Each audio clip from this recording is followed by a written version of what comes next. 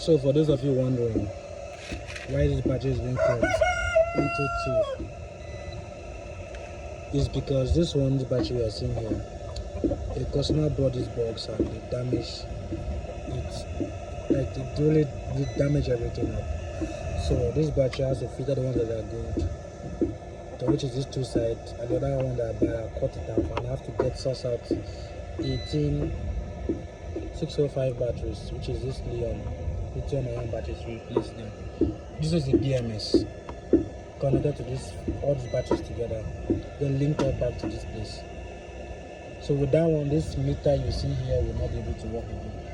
This meter, because this BMS we are using does not have, and the BMS that came with it, due to the cutting, it got damaged, so we can't use it.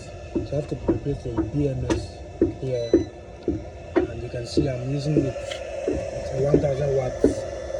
This thing, you can see I'm using it with a 1000 watt inverter here. You can see this soldering is literally on. It's red, and you can see that everything is connected straight up. So if your device got damaged, you can still fix it. Like it's not working at all, you can still fix it again. Okay? If you have any other questions, let me know.